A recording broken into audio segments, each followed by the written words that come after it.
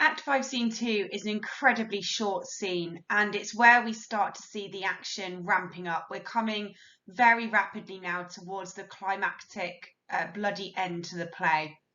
We see four lords of Scotland, Lennox, Menteith, Angus, and Caithness, resolve to join Malcolm and the English forces, who by now have marched into Scotland and are encamped at Burnham Wood, which is not far from Macbeth's stronghold at Dunsinane.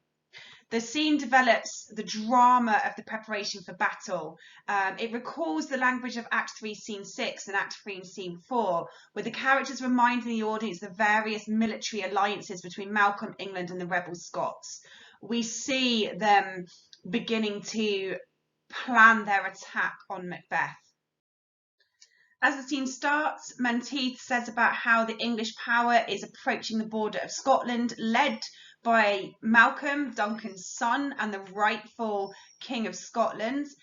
He's with Cyward and the good Macduff. Note the language there, good Macduff. We've seen that earlier on in the play when it was the good and noble and valiant Macbeth.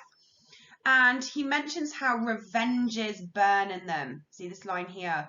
And this is for every wrong that has been had. It's for Macduff's family who's been slaughtered.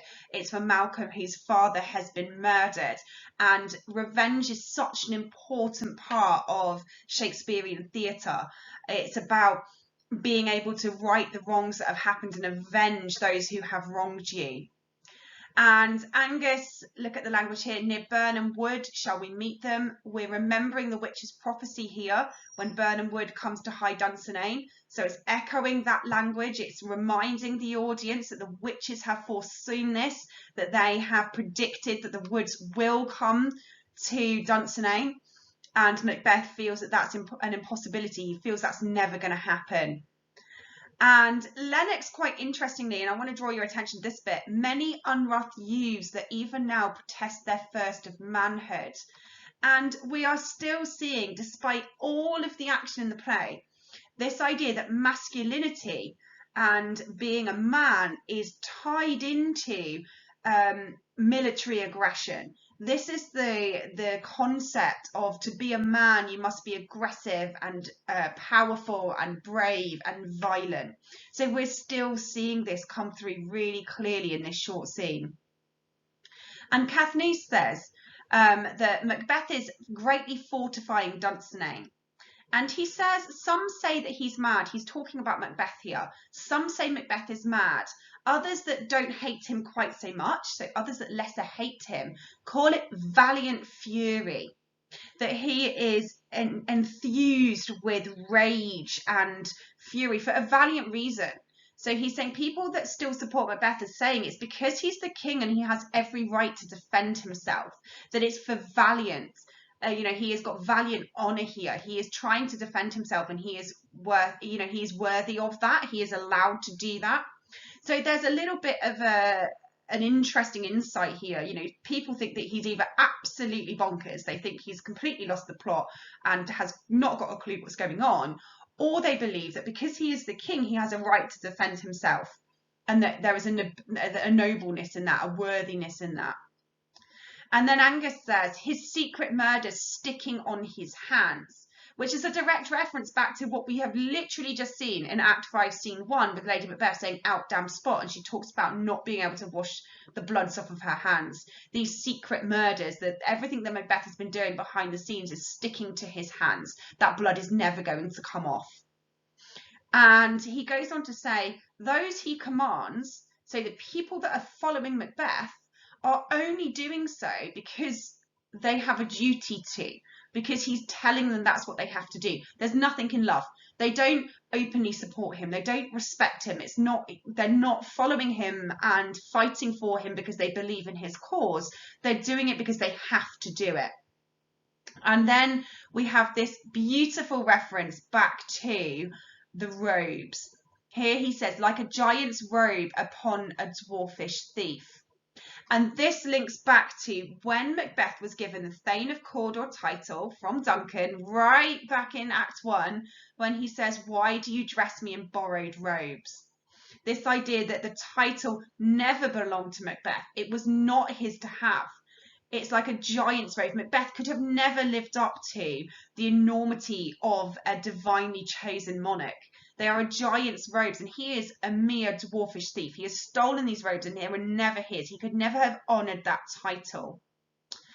And we've got, who then shall blame his pestered senses to recoil and start when all that is within him does condemn itself for being there. So it's talking about that fact that Macbeth cannot stand up and be the man that he needs to be.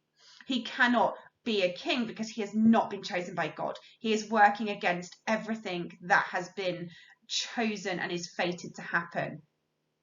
And Caithness says here, we march on to give obedience where it is truly owed. So they are fighting for Malcolm, who is the rightful king. And Lennox ends this scene by saying that they need to dew the sovereign flower and drown the weeds. So we have a similar reference here in Richard II, which is another one of Shakespeare's history plays, where the garden of England is full of weeds because the king is not a competent or rightful king. And this idea that actually we need to put things right. We need to tend this beautiful garden that is England. We need to make sure that it can bloom and blossom without the canker and the rot of a usurping monarch. And they end by moving towards Burnham, ramping up that pace to move through. So although it's a short scene, it is definitely worth making sure that you work with it and know the ideas that are behind it. Go back to those 3 things that you can do, draw it, think about those 4 lords and what they're saying about kingship and what they're saying about the rightful heir to the throne, capture it with those key quotations. Think about if you were directing it, how would you direct it? How would you have them? What emotion would you have them saying? Would they be angry? Would they be excited? Would they be sad about the state that Scotland's come to? Think really carefully. If you were that director, how would you tell these lords to act?